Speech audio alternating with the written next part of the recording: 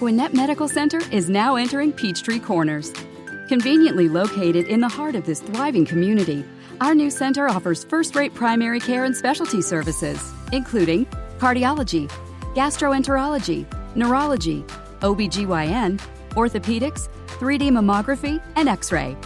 Learn more about how GMC is making industry-leading healthcare more convenient than ever at gwinnettmedicalcenter.org/PTC.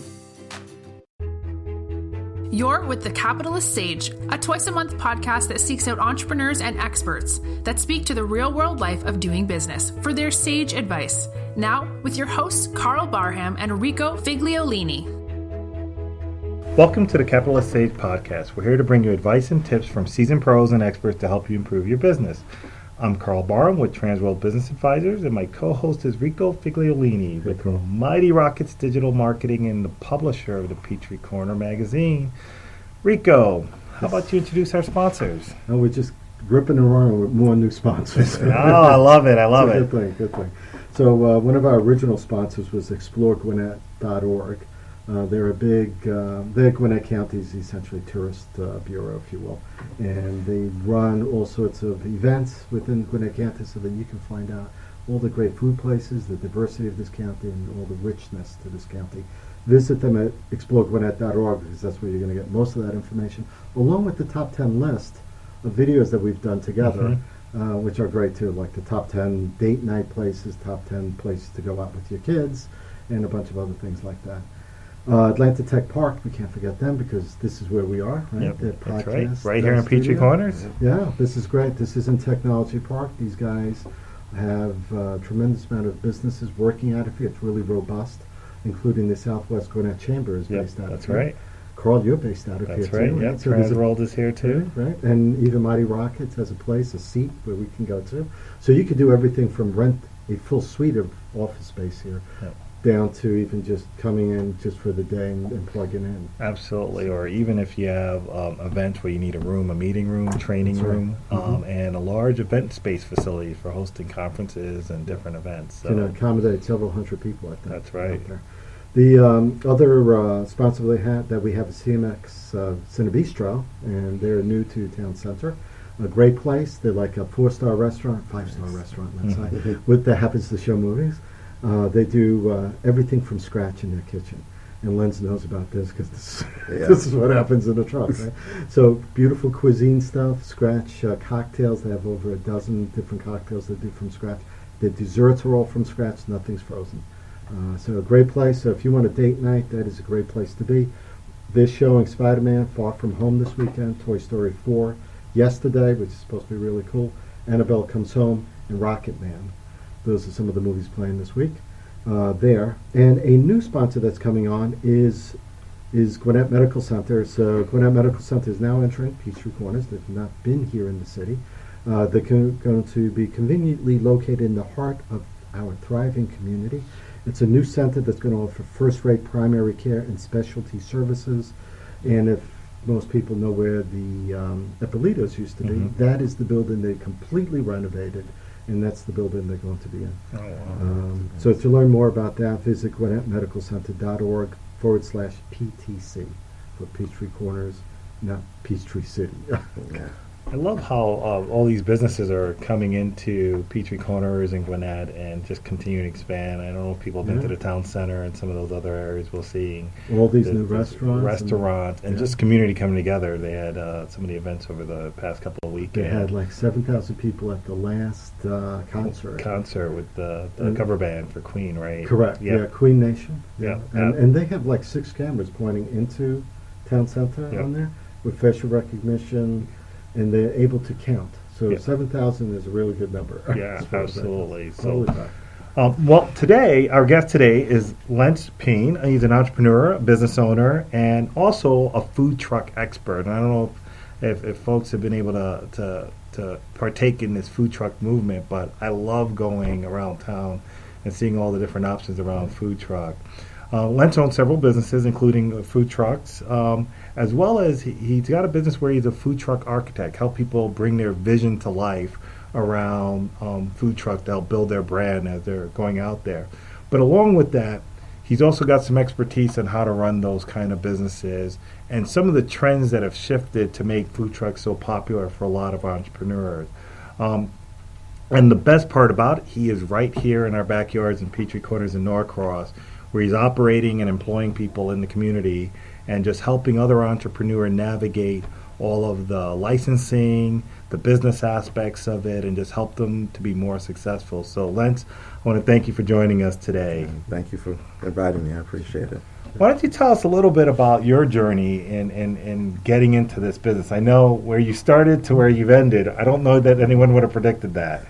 Yeah, I'm born and raised in Boston, and I moved here for cost of living. It was pretty high in Boston, so my wife and we moved out here. I became a police officer, and I worked undercover narcotics. I spent some time on the SWAT team, and working undercover, we used to eat on food trucks quite often because that's what we did. And I just had that urge. I was like, you know what? Why can't I do this? Because it looks easy enough, and I had some other businesses myself. Came home, told the wife what I discovered, and she was like, "Oh, not again." But then we went ahead and I purchased a trailer. She named it Grubbin Out. I assisted with the menu, and that's where we started. Wow. Wow. So as you started getting into that, what did you notice? Most people that think about getting into food, they go into restaurants. What did you discover in starting a food truck that you found advantageous? Well, first off, the great part about it was we were able to go to the people instead of the people coming to us. So for lunch, we were in Atlanta. For dinner, we were probably in DeKalb somewhere. So we were able to go where the people were.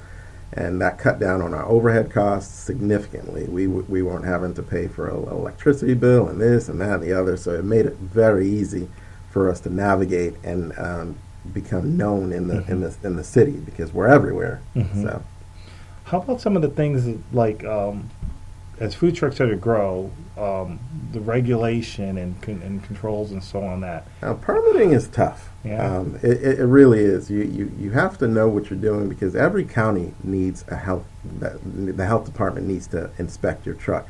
Oftentimes, trucks don't realize that on any given day, if you go from Fulton County to DeKalb County, you may be inspected twice in the same day because you're in different counties.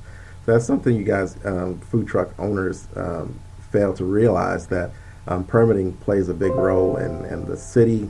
Oftentimes in different cities, you need every city possibly can need a permit for every city, along with your Fulton County or your DeKalb County Health Department. Yeah, and then the fire department, they need to inspect you as well for every county. So it's a lot of paperwork and behind the scenes. So what are you dealing with when you're saying you're in Fulton for lunch and then DeKalb for dinner? How many departments are you actually dealing with? Well, you're dealing with the fire department. You're dealing with the city of Atlanta. You're dealing with the Fulton County Health Department. So you're dealing with three different. Just in Fulton County. Just in Fulton County alone. Wow. Then do you need to say where you're going to be then? Yes, you also need to provide them with a route list of where you're going to be, and if you don't, you can face some fines for that.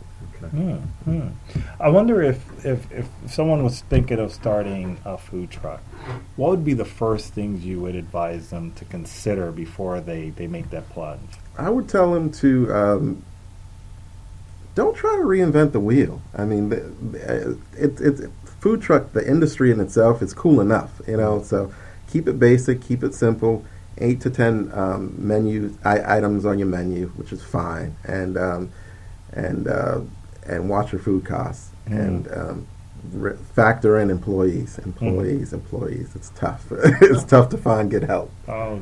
Do they meet you at where you go, or do you pick them up along the way? Well, it depends on your finances. It really depends. My guys, I don't work the truck anymore, so my guys are all full time. So they meet at the kitchen and they prep the food and then they load it and then they go. So they're on the truck all day. But there was a time where I would pick people up and they would meet me at events and things like that. So yeah.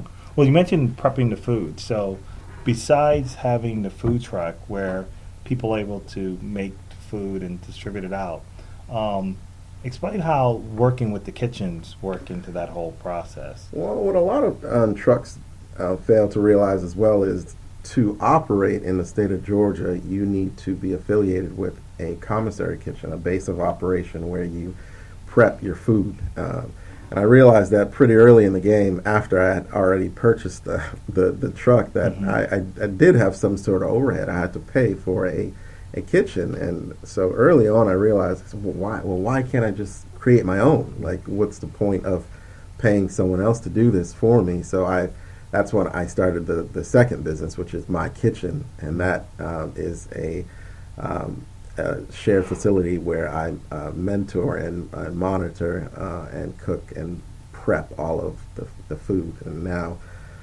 we prep food for almost 30 food trucks now, and we're rocking and rolling right here in Peachtree Corners. So it's pretty cool. Wow. So the first thing is getting a truck and, Yep. and getting permitting and so on, determining your menu, determining your business, getting aligned with the kitchen space for folks to do. Do you ever see where people start off with a food truck and then evolve into a retail space? Yeah, I actually, one of my mentors, Will Turner, he started the Blaxican food truck years ago. He's one of the guys that put me in the right direction in the industry. He actually had started with just a truck, and now he has a restaurant right here in Peachtree Corners called the Blaxican. So it's possible. Really good food. So I think what's really interesting about that is you could build your following first and kind of experiment with your menu before you take the risk of the overhead. Yeah. And if you build a strong enough following, you know that they'll follow you to the restaurant when you get there, so it lowers the risk. Exactly. The restaurant industry is a really risky industry, so it's a safer route to do it like that. Do you find social media is really important for the food truck? It definitely is.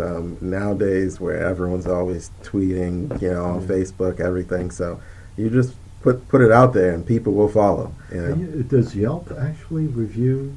Yelp does review some food trucks. Yeah, Really? they do. Yeah. Since you're not fixed, it's almost like really funny about that. Yeah, exactly. Like there's no address. No. Just a website. Catch them while you can. Yeah. I like that when you can go on, you follow on social media where the trucks are going to be, being able to do that. What about the part of business where I've seen food trucks starting to appear in office parks and giving office workers or people in certain areas options instead of, there's usually most people have maybe 1 hour lunch, 30-minute lunch. Well, By 30 minutes. by the time they have to get to a place and order the food and eat and then run back to the office.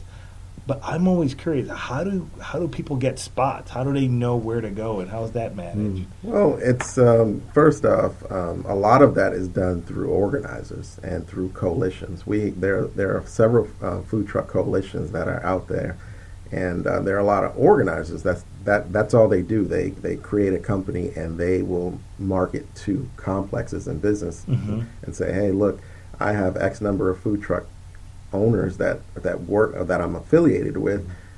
Do you mind if I partner up with you all and then create a rotation where every day a different truck is out there?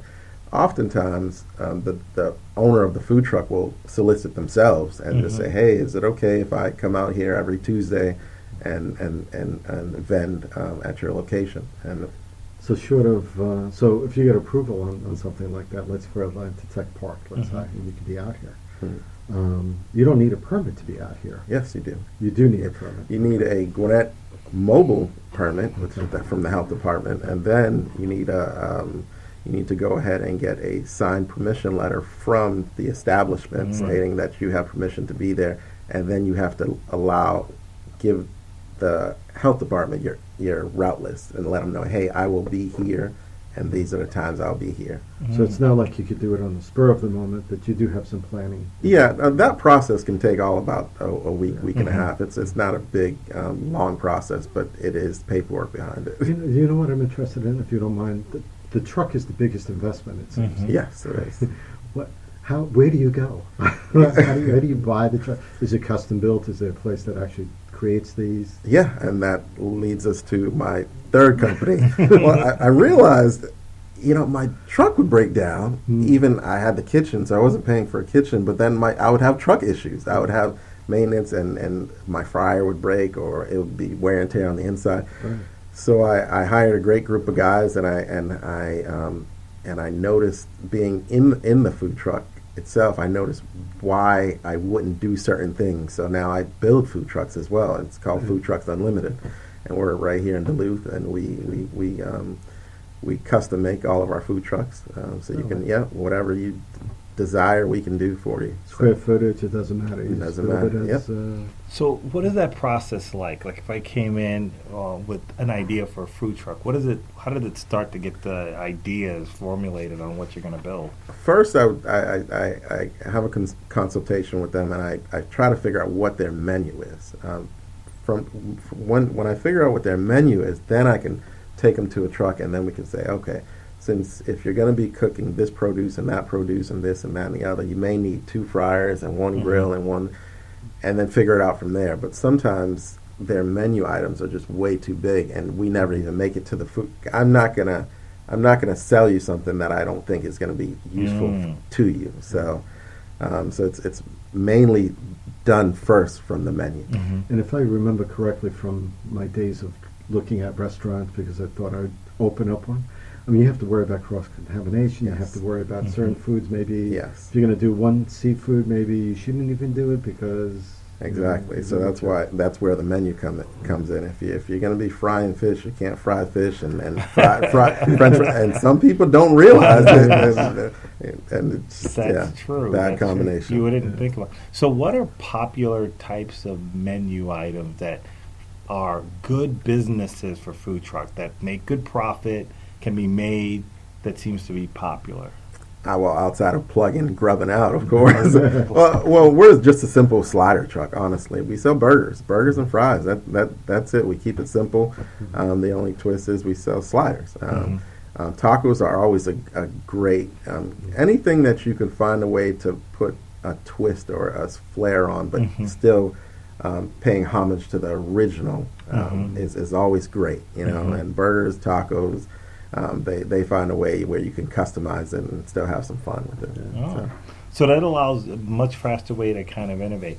How important is it to change up the menu? I remember there was a grilled cheese truck that up in New York that I remember go, and they would have like different concoctions of grilled cheese sandwiches that they would rotate through. So you don't go and eat the same thing every day. There's always something new to try.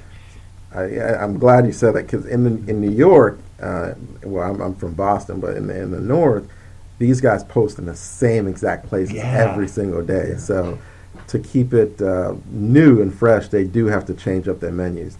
Whereas in the South, we're always moving around, so that's why it's actually more beneficial to hang out with the same menu, because it's new. You're moving around to so many different cities, so you don't really have that problem of having to recreate a brand new menu. Do you find that festivals or other types of events are more to your liking than just a corporate parking lot? It depends on what lane you want to play in. Festivals can be risky because the buy-in is risky, because sometimes you go up from $2,000 to $5,000, $6,000 to pay for this festival, and God forbid it rains for the weekend or whatever. But there are guys that I know that are in the industry, they'll go to a festival and they'll do $30,000, $40,000, $50,000 that weekend, and that's what they do. And whereas other trucks are more comfortable in the day-to-day lunch, dinner, and make their money that way. So Got it. Well, you mentioned some of the kind of economics of food. The investment, if someone was planning to start a food truck, what would they plan on investing, or range of investment, when you think about all that startup cost to get started? Well, that's a good question, because people somehow think that the food truck life is cheap. It's not it's not one of those things you can start up in your basement and have fun with. The investment is somewhere around $50,000 to probably $75,000, $80,000 for a used food truck. If you're getting into a brand new food truck, it's going to be anywhere from $95,000 to $175,000. Of course, financing is available, but that's just for the truck itself, not alone. the permits and the paperwork, and to But start. that's all the restaurant equipment in the truck. Yes. Yeah. Things that you have to pull out when you finally get to where you're going, because there's things that have to sit outside the truck probably. Well, coolers and things Yeah. like that, and tables. But to get you started, you're looking at about 50, 60. You bring your own tables too? Yeah, I bring my own tables. Yeah, I like when guys hang out by my truck. So Try to attract some. But then on the flip side, when you think about trucks that do well, how much revenue can a truck that once they get up and running, what's a range that a truck could make, a good truck that's fairly popular? a good truck that's fairly popular is going to be around 250 to 600K a year. That's amazing. Yeah. When I see restaurants, there are a lot of restaurants that can. I think there's on the web you could look at a Subway franchise.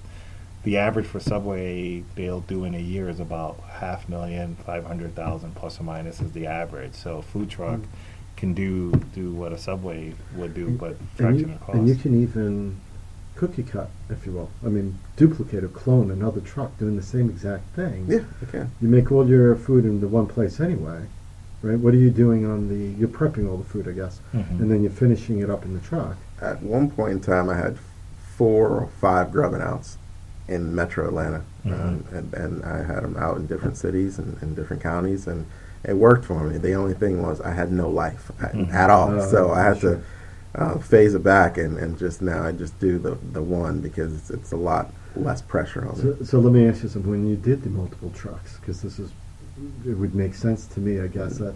Go ahead. I already know what you're going. Do you revenue share with who's managing that truck? No, I didn't. didn't. You didn't. Would that make sense? It would make sense, and I wish I would have thought about it then. It would have made my life a lot easier. But I wanted to be a little greedy with it. So I kept more money, and it was harder for me to find really good help. And just because you double just because you have a second truck, that doesn't equal doubling your revenue. So it was more advantageous for me to take a step back. Right. I can almost see the webcams in the truck. Yeah. How you doing there, Phil? Oh, that was me. They tapping in. What about marketing the truck? So when you think about marketing and building that first year, building your following, what do you see being successful? What helps people be successful in marketing it? I think the name has a great deal of the name helps. Oftentimes, when your name is too crazy, it kind of pigeonholes you in a way. Like you want to have something that's not too explicit, not too crazy, something that is safe enough to go to vend at a church, because a lot of these businesses, a lot of these trucks do a lot of money with churches and schools and elementary schools and colleges. But if your name is so obscene that you can't even get in there, then that kind of puts you in a box of nightclubs and random places like that.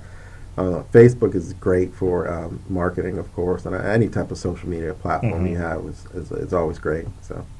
So what do you see out in the future of food truck? Is there a trend or something that you think might come along and really have a big impact on food trucks going forward? I think we have to fix some legislation with the food truck industry. It's in Georgia, they still make it really hard for food trucks. Like I mentioned in the beginning, how every county is.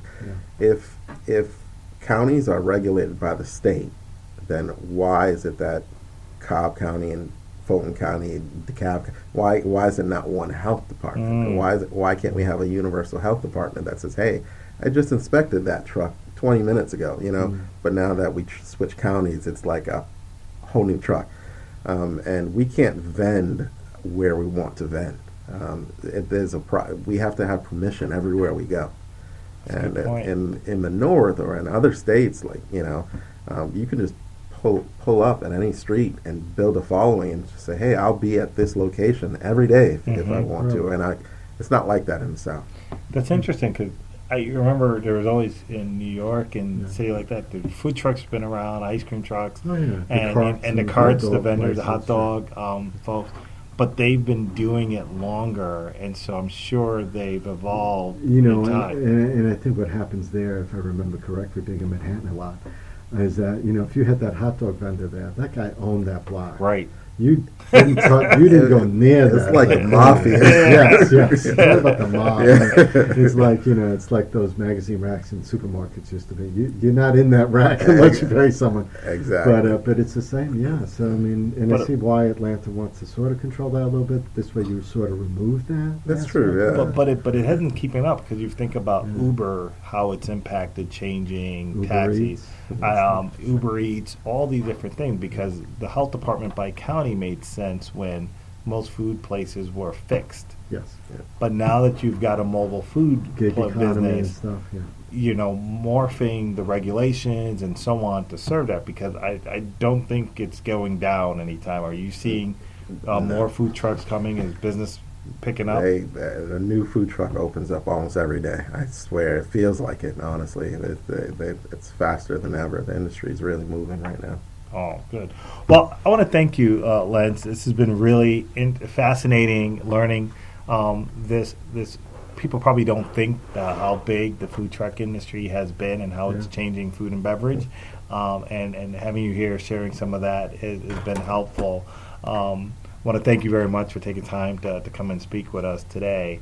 We want to thank Atlanta Tech Park for hosting the Capitalist Sage podcast. And if you ever want a space, rent some space, or have a place to work with other entrepreneurs that are looking to build businesses here in the Peachtree Corner, Norcross, South Gwinnett area, definitely worth taking a look at. I'm Karl Barham with Transworld Business Advisors of Atlanta Peachtree. We help people, getting from one business to the next, whether they're selling, whether they're buying, whether they're just thinking about new businesses to get into. So if you ever need help or conversation on any of those things, feel free to reach out to myself at kbarham@troll.com. I did want to say, Lentz, if folks had questions on how to reach you, how would be a good way to reach you? A few different ways. My Kitchen, you can look it up at www.ktcnspace.com if you're looking for kitchen space. If you're looking for Grubbin Out, it's info@grubbinout.com, 404-781-8714. And if you're looking for a food truck to be built, it's foodtrucksunlimited.com. And that phone number is 762-244-9502. Oh, fabulous. Thank you so much for that. So, Rico, Yes. what do we got coming up in the near future? Yeah, there's all sorts of stuff. I mean, you've already lined up quite a few guests for Capitalist Sage, which is great. LivingInPeachtreeCorners.com is where you can find out all sorts, and you can follow our podcast from there, or from Spreaker.com. Just search Capitalist Sage, and you can find us there. Or iTunes. Do listen, subscribe, follow, and comment on it. Absolutely. iHeartRadio, I believe we're on, in Spotify. So most anywhere you can find podcasts, you'll find us. So just search it on Google and you'll be able to find us. Myself, I'm just, I do whatever anyone needs me to do. I'm a creative director, social media strategist, do videography.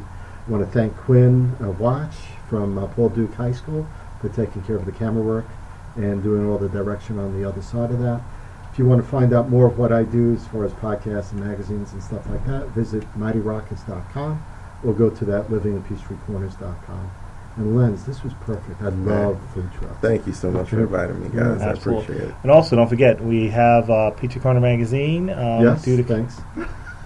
Yes, Peachtree Corner Magazine. We're working on that, actually. That's going to be coming out. It's going to be hitting the mailboxes the first week of August. We have 3 great stories. A cover story that's on the film and entertainment industry here in Gwinnett County, in Peachtree Corners, actually. So we're interviewing a few people for that, and that's a cover story. We're doing a story on BSA, the Boy Scouts, on that. And eventually we will be doing the Girl Scouts, but that'll be another issue. And there's just tons of stuff. I'm packing this magazine with tons of stuff. Absolutely. And we're going to be hitting 18,800 mailboxes with that issue, like we always do. Absolutely. And do go online on Facebook, and you can keep up if you want to know what's going on.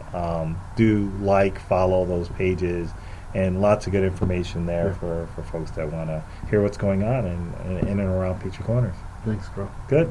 Well, thank you, everybody. Thanks, Lentz, for visiting today, and look forward to more exciting shows coming up in the near future. Thanks, everyone. Thank you. Thanks.